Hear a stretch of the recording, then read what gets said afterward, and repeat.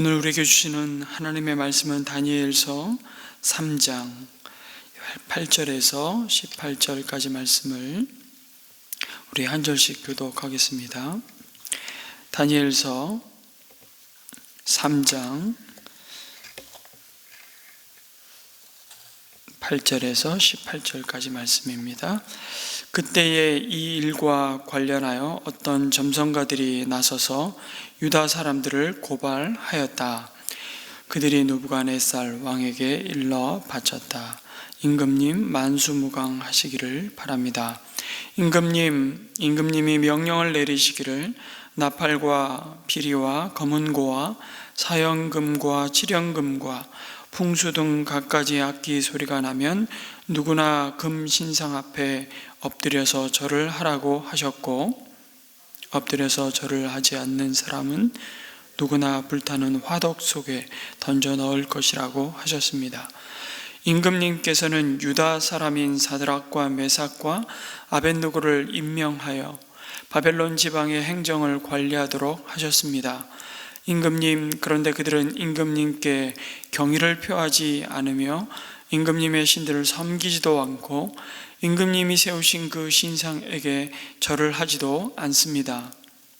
이 말을 듣고서 느부갓네살 왕은 노하여 사드락과 메삭과 아벳느고를 데려오라고 명령하니 그들이 왕 앞에 붙들려 왔다. 느부갓네살 왕이 그들에게 물었다. 사드락과 메삭과 아벳느고는 들어라.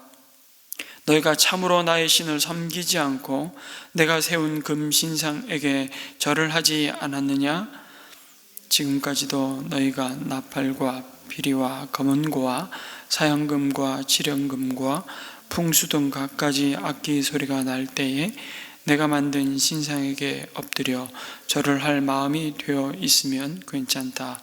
그러나 그렇지 않으면 즉시 불타는 용광로 속에 던져 넣을 것이다. 어느 신이 너희를 내 손에서 구해낼 수 있겠느냐? 사드락과 메삭과 아벳느고가 왕에게 대답하여 아뢰었다. 굽어 살펴주십시오. 이 일을 두고서는 우리가 임금님께 대답할 필요가 없는 줄 압니다.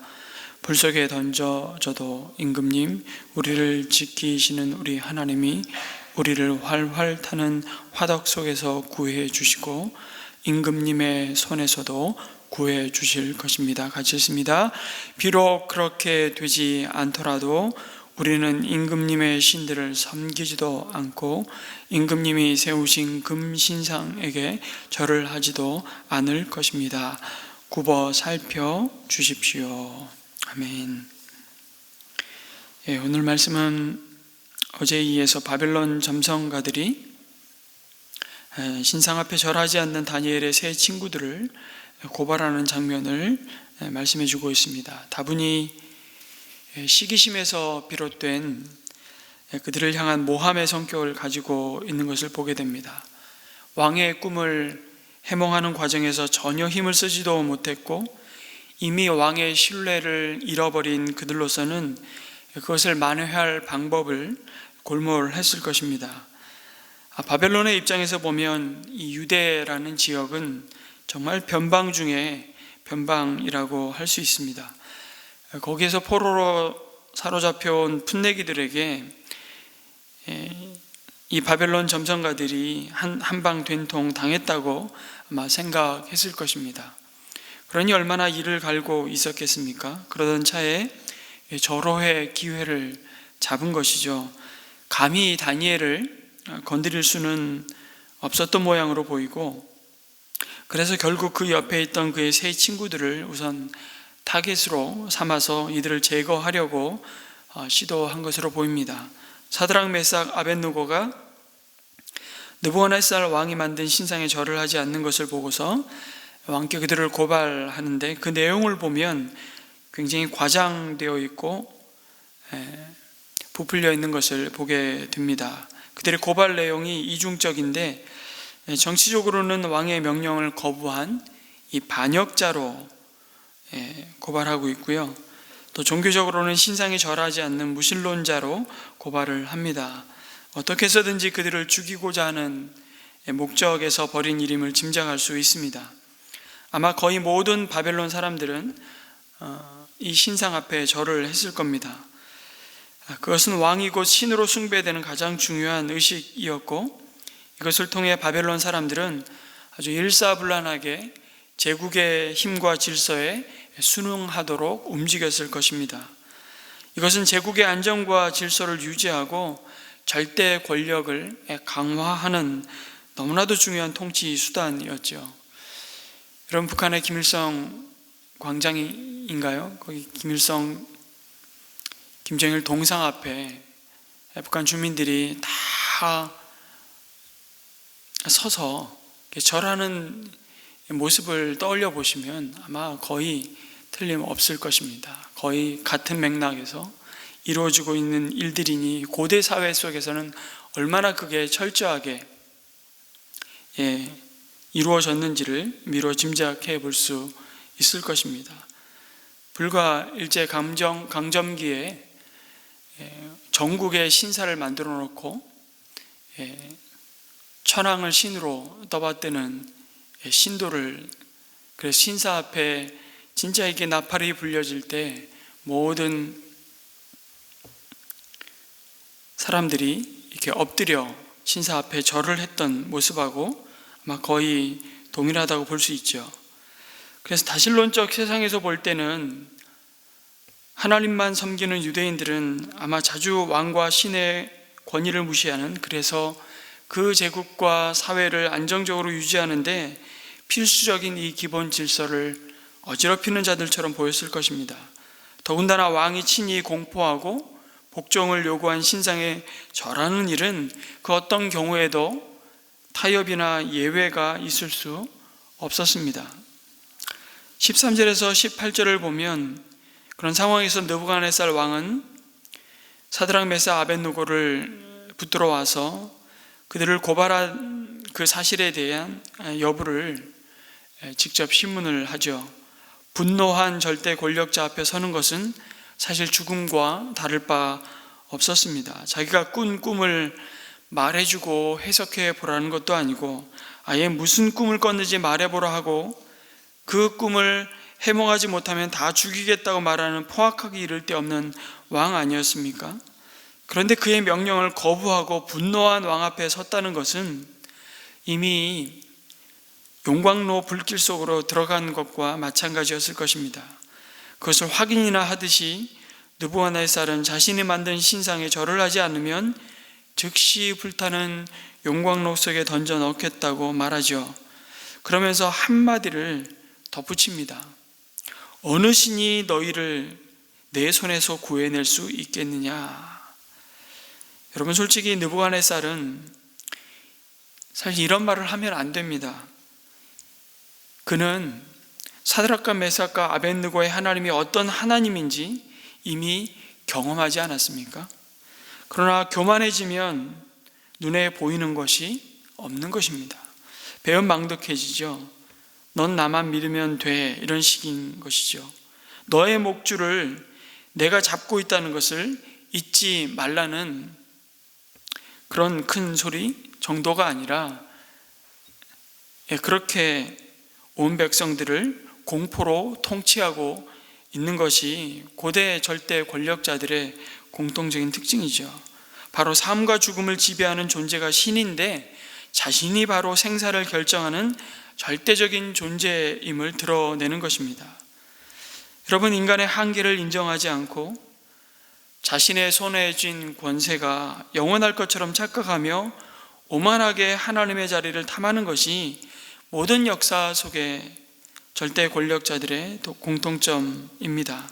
당장 금 신상 앞에 일사불란하게 경배하는 것을 보고서 왕은 위안을 얻을 수 있었을지는 몰라도 그것은 점점 자신도 한낱 인간에 불과하다는 것을 보지 못하도록 눈을 가리는 일이 되고 마는 것이죠. 대다수가 스스로 벌거벗은 임금이 되고 맙니다. 영원하신 하나님 앞에서, 그 하나님 앞에서 너무나 짧은 순간 그 뒤에 초래될 자신의 운명을 보지 못하는 자가 바로 권력자들임을 종종 보게 되는 것입니다. 사드락 메삭 아벳느고는 자신의 생사 여탈권이 자기 손에 있다고 말하는 왕에게 그럼에도 단호하게 응수합니다. 용광로에 이 육신이 던져지더라도 금신상에 절하지 않겠다고 말합니다. 그 왕의 회유를, 마지막 기회를 거부하죠. 살아계신 하나님이 자신들을 구원하시겠지만 그 다음에 놀라운, 아마 성경에서 가장 아름다운 신앙의 고백 중에 하나라고 여겨지는 그리 아니하실지라도 우리는 왕의 신들을 섬기지 않을 것이다라고 말합니다. 왕이 세운 금 신상에도 절하지 않겠다고 말하죠. 17절과 18절에서 다니엘의 세 친구가 하는 말은 그들의 순교자적 결단이 어디에서 유래했는지를 잘 보여줍니다.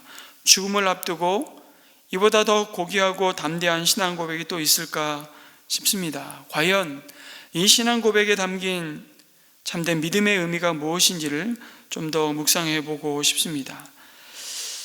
그러면서 동시에 오늘 우리와 사실 전혀 다르지 않는 믿음을 우리에게 선물로 주셨는데 우리 믿음의 현주소를 되돌아보게 되는 것입니다. 우리는 다니엘뿐만 아니라 그의 친구 사드락, 메삭, 아벳느고를 생각할 때마다 갖게 되는 어쩔 수 없는, 표현이 좀 그렇습니다만, 신앙적인 열등감이 있습니다. 다니엘이니까 감히 흉내낼 수 없는, 범접할 수 없는 믿음의 영웅으로 그들은 자리를 잡고 맙니다. 나는 언제 그러한 믿음, 그만한 크기의 믿음을 가질 수 있을까? 물론 그런 도전도 우리의 믿음을 세워가는 긍정적인 동기부여가 될 수 있을 것입니다. 그러나 다니엘과 그의 세 친구에게서 우리가 붙들어야 할 참된 믿음의 모습, 그 믿음의 내용이 무엇인지를 우리가 좀 더 생각했으면 좋겠습니다. 그리 아니하실지라도 우리는 임금님의 신들을 섬기지도 왕이 만든 신상에도 절을 하지 않겠다는 이 놀라운 믿음에도 불구하고 여러분, 우리가 또 주목하게 되는 것은 결국 그들은 불타는 용광로 속에 들어갔다는 사실입니다. 여기서 우리가 먼저 붙들어야 할 믿음의 참 모습이 무엇인지 생각해 보게 됩니다. 그것은 시련이 있고 없으므로 우리의 믿음을 판단해서는 안 된다는 사실입니다. 하나님을 온전히 신뢰하면 원하는 것을 다 이룰 수 있다고 말하면 정말 믿음이 좋은 사람처럼 보일지는 모르겠지만 이런 말이 아무리 그럴듯하게 보여도 진실인지 우리는 확인해 보아야만 합니다. 정말 성경 말씀이 그렇게 우리에게 믿음을 가르치고 있는지를 봐야 되는 것이죠. 특별히 어떤 면에서는 우리가 갖고 있는 확신, 그것이 성경이 말하는 믿음이라고 우리는 생각할 때가 많은데, 만약 그러면 오늘 읽은 다니엘서 3장 말씀은 어떤 면에서는 그냥 읽는 둥 마는 둥 건너뛰어야 할지도 모르겠습니다. 물론 사드락, 메삭, 아벳느고는 남다른 하나님을 향한 믿음이 있었죠. 담대한 용기로 금신상에 절하기를 거절함으로 그 믿음을 잘 증명했습니다.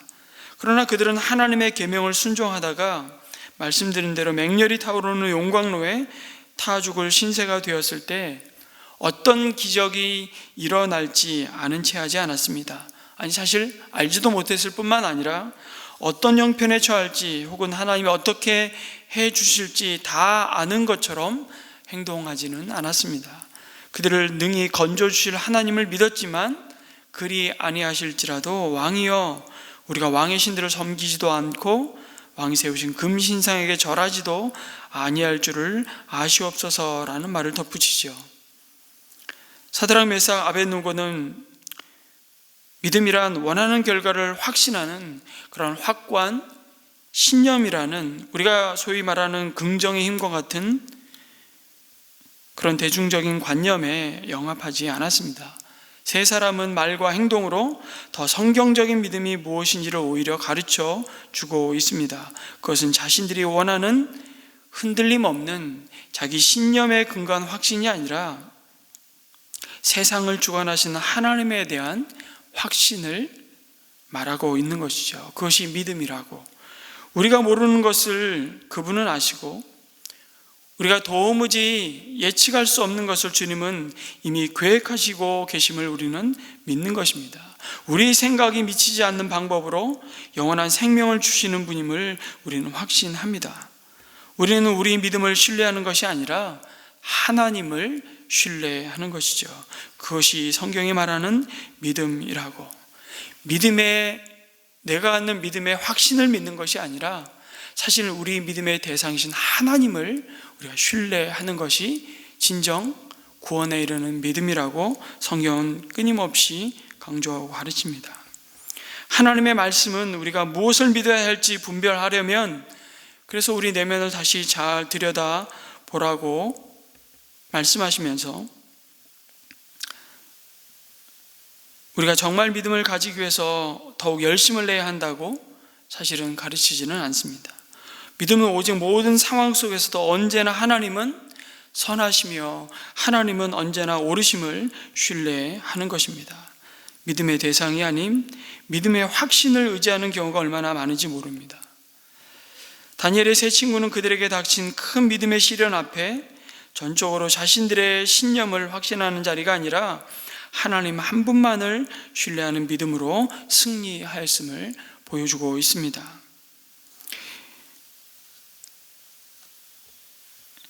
브라이언 챔플이라는 목사님이 이 본문을 묵상하며 한 엄마의 이야기를 소개하는 이야기를 제가 인용하고 싶더라고요.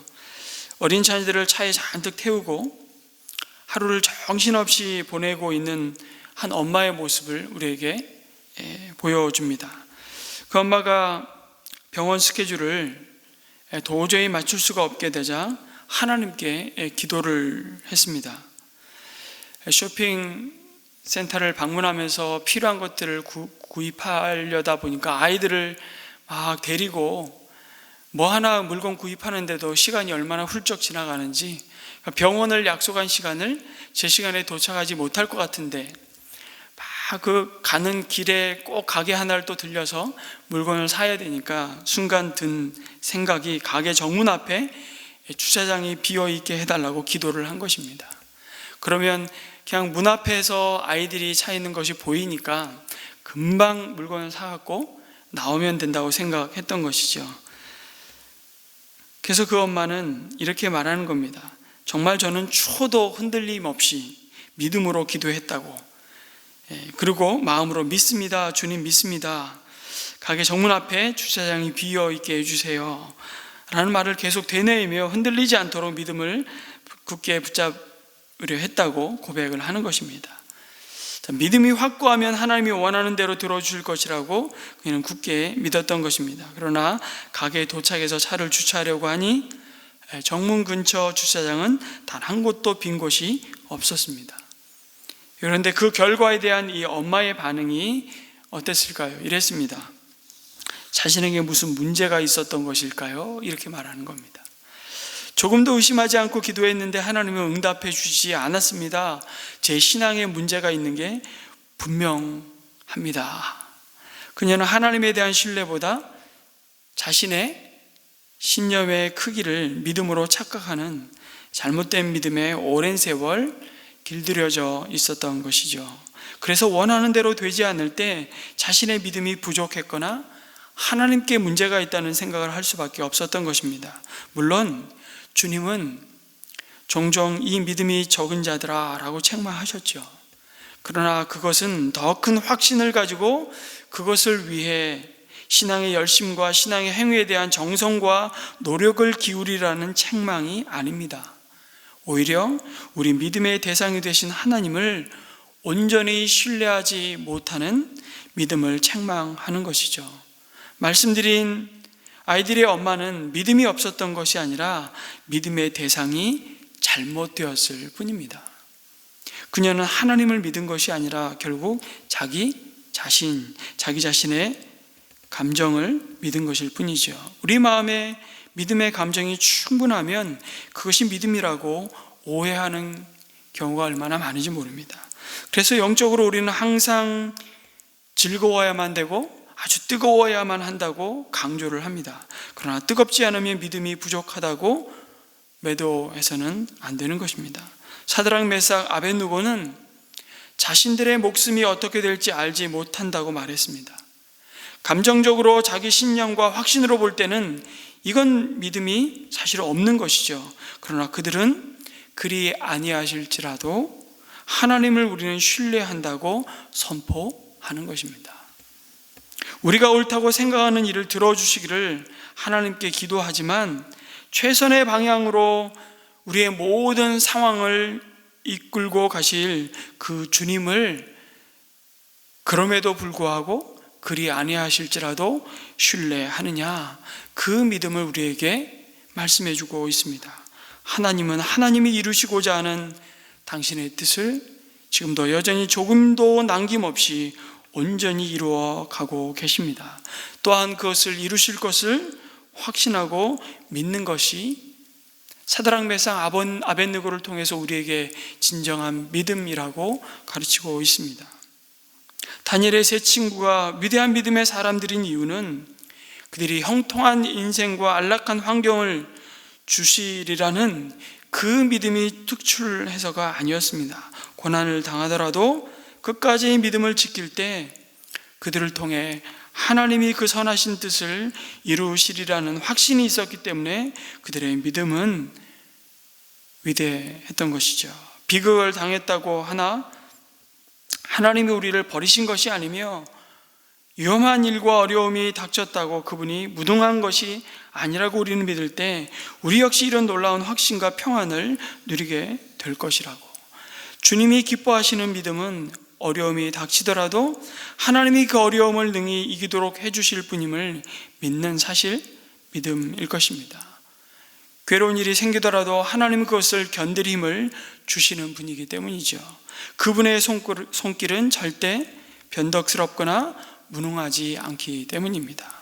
우리의 믿음이 철저히 그분의 성품과 그분의 신실하심과 그분의 약속 위에 있을 때 우리 역시 그렇게 하지 아니하실지라도 우리는 하나님 한 분만을 끝까지 신뢰하며 사랑하며 예배하게 될 것입니다. 진정한 믿음은 우리의 믿음의 확신을 믿는 신념의 크기에 대한 믿음이 아니라 하나님에 대한 그 하나님을 끝까지 신뢰하고 믿는 믿음이라고 사드락과 메삭과 아벳느고를 통해서 오늘 우리에게 말씀해 주십니다. 모든 상황 속에서 그럼에도 불구하고 그리 아니하실지라도 하나님을 오늘도 주목하며 바라보게 하여 주시옵소서. 끝까지 하나님을 신뢰하는 그 믿음을 주시옵소서라고 오늘 이 아침 우리가 기도했으면 좋겠습니다. 모든 상황 속에서 흔들리는 내 마음과 상황에 내 믿음의 확신을 두는 자가 아니라 하나님께 소망을 두는 자가 되게 하여 주시옵소서. 이렇게 기도하며 주님의 은혜를 구하며 오늘 하루의 우리의 삶에 어떤 상황이 우리 앞에 놓여질지라도 그 상황 속에서 언제나 우리와 함께 하시며 우리를 통해서 오늘도 하나님의 선하심을 이루어 가시고 나타내길 기뻐하시는 그 주님을 신뢰하며 바라보며 주님과 기쁘게 동행하는 복된 하루가 되게 하여 주옵소서. 기도하고 우리 이 나라와 이 민족을 위해서, 특별히 위정자들을 위해서 오늘 수요일 날 함께 기도합니다. 그리고 이런 파송 선교사님들을 위해서 기도해 주시되, 특별히 인도에서 사역하시는 우리 최우리 김진남 최우리 선교사님이 잠깐 귀국하셔서 지금 인도로 다시 돌아가야 되는데 비자 문제가 잘 해결될 수 있도록, 언제나 선교사님들이 가장 힘들고 어려워하는 것이 비자가 거부되는 것입니다.